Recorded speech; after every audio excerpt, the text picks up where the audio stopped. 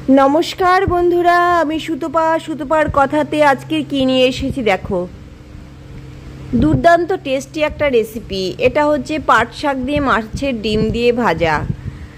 एतटाई tasty एटा ना देखले हबे ना। चलो ताहले रेसिपिते जाई। तबे रेसिपिते जाओयार आगे बोली प्लिज चैनलटाके सबस्क्राइब करे भिडियोटाके लाइक दिते किन्तु भुलो ना। তোমাদের একটা সাবস্ক্রাইব আর লাইক আমার এই যে রান্না নিয়ে এক্সপেরিমেন্ট করার আগ্রহ সেটা শত গুণে বাড়িয়ে দেয়।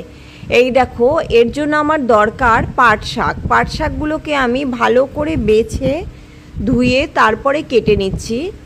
আর কাটবো কিন্তু একটু বড় করে, মানে হাফ কর সাইজ।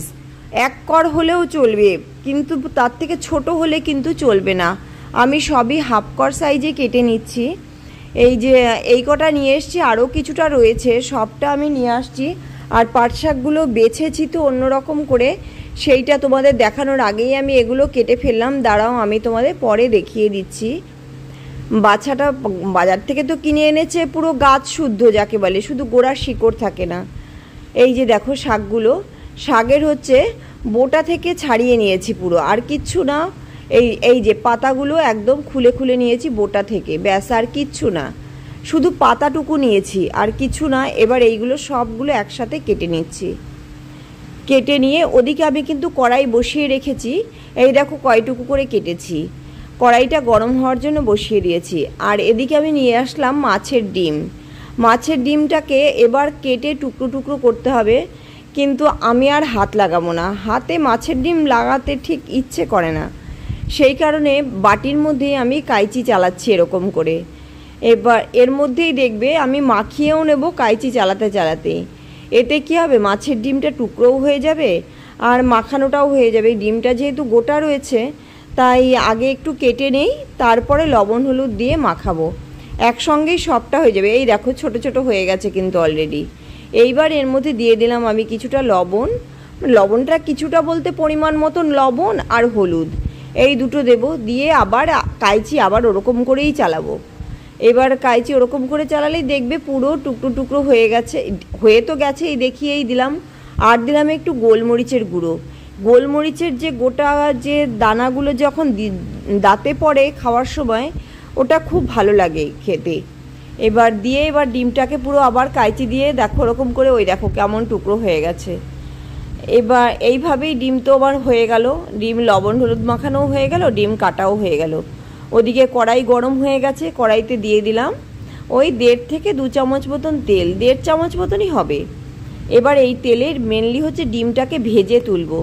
ভাজবো কিন্তু খুব ভালো করে ভাজবো না। এই যে ডিম দিলাম, দিয়েই দেখো ডিমটা কিন্তু দেওয়ার সঙ্গে সঙ্গে নাড়তে হবে, না হলে কিন্তু মন্ড হয়ে যাবে। ডিমকে একটুও তেলে রেস্টে দেওয়া যাবে না, দিয়েই সঙ্গে সঙ্গে নাড়তে হবে।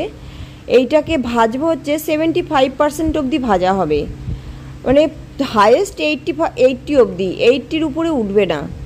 কারণটা হচ্ছে যেহেতু পাট শাকের সাথে ভাজবো, এবার ডিমটা যদি আগেই কড়া ভাজা হয়ে যায় সেই ডিমের টেস্ট কমে যাবে।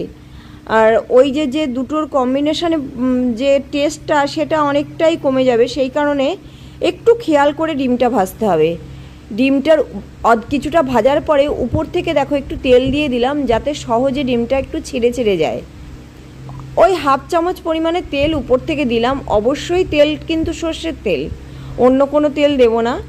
দিয়ে তারপরে নেড়ে চেড়ে নিয়ে ডিমটা আমি নামিয়ে দিলাম। এই যে দেখো ডিমটা কিন্তু আমার পুরো হয়নি, এই অবস্থায় ডিমটাকে আমি পুরোটাই নামিয়ে দিলাম। এইবার দিয়ে দেবো কড়াইতে আবার ওই 1 চামচ মতন তেল। তেলের মধ্যে দেব শুধু কালো জিরে ফোড়ন, আর কিচ্ছু দিতে হবে না। এতটাই সহজ রেসিপি, কিন্তু আর খেতে তো অনবদ্য লাগে, মানে দুর্দান্ত যাকে বলে। এবার কালো জিরে ফোড়ন দিয়ে দিলাম পাট শাকগুলো, দিয়ে তার উপর থেকে এবার লবণ দিয়ে দিলাম। দিয়ে এবার উল্টে পাল্টে এবার এটাকে লবণটাকে ভালো করে মিশিয়ে নেব। মিশিয়ে নিয়ে একটু ঢাকা দিয়ে দেব। ঢাকা দিলে কি হবে, পাট শাকের হালকা দেখবে জল গলবে। সেই ফাঁকে আমি কি করি, এই যে কটা লঙ্কা নিলাম, লঙ্কা তো যে যার পরিমাণ মতো নেবে, কাঁচা লঙ্কা অবশ্যই, মিক্সিতে দিয়ে দিলাম। দিয়ে এবার ডিম থেকে কিছুটা ডিম ওই লঙ্কার সাথে দিলাম, মিক্সিতে ঘুরিয়ে নিয়ে এসেছি। ওইটুকুনি কিন্তু খুব ভালো করে মিহি করে নিয়ে এসেছি, মানে পুরো পেস্ট না, ডিমের দানাগুলো আলাদা আলাদা হয়ে গেছে, এরকম করেছি। এদিকে দেখো শাকের কিন্তু অলরেডি জল গলে গেছে। একদম শাকটাকে আর আমি এই মুহূর্তে আর ঢাকছি না, ঢাকবো পরে আবার। আর সেই ফাঁকে করি ওই যে বাকি যে ডিমটুকু আছে সেইটাকে খালি ওই মন্ডটা ভেঙে নিয়ে আসতে হবে, আর কিচ্ছু না। ওটাও মিক্সিতে দেবো, একটু খালি ঘুরিয়ে দানা দানাই থাকবে, গোটা গোটা থাকবে, সেই অবস্থায় ওটাকে আমি নিয়ে আসবো। নিয়ে এসে পুরো এই শাকের মধ্যে সবটাই দিয়ে দেবো। তারপরে এই যে দেখো পরেরগুলোও দেখো, পরেরগুলোও সব নিয়ে এসে কিছুটা গোটা গোটা আছে, নিয়ে এবার সব শুদ্ধে একসাথে পাট শাকের মধ্যে দিয়ে দিলাম। পাট শাকের কিন্তু যেই জল গলবে, জলটা টান ধরা শুরু হবে, তখনই ডিমটা দিয়ে দিতে হবে। দিয়ে এইবার এটাকে নাড়বো, নেড়ে খুব ভালো করে এটাকে মেশাতে হবে আগে, পাট শাকের যাতে পুরো ডিম আর পাট শাক এক হয়ে যায় মিশে, এরকম করে মেশাতে হবে। অবশ্যই গ্যাসটা একটু বাড়ানো থাকবে এই মুহূর্তে। তারপরে যখন মেশানো হয়ে যাবে তখন এটাকে একটু ঢাকা দিয়ে দেব। ঢাকা দিয়ে গ্যাসটা একটু কমিয়ে দেব, কারণটা হচ্ছে যদি ডিমের যে কাঁচা ভাবগুলো থাকবে সমস্ত আর পাট শাকের যে রস সব শুদ্ধ একসাথে টেনে খুব ভালোভাবে এটা হয়ে যাবে। তারপরে ঢাকা খুলে দেখো এরকম হয়ে গেছে, পুরো ঝুড়ি ঝুড়ি হয়ে গেছে। ভাজা যেহেতু ঠিক সেরকম চেহারায় চলে আসবে, একদম ভাজা ভাজা হলে তো বোঝাই যাবে, তখন নামিয়ে নিতে হবে। আমার এটা মোটামুটি রেডি হয়ে গেছে, এই যে নামিয়ে নিয়েছি। দুর্দান্ত টেস্টি, অবশ্যই ট্রাই করবে এবং আমাকে কমেন্টস করে জানাবে কেমন হয়েছে।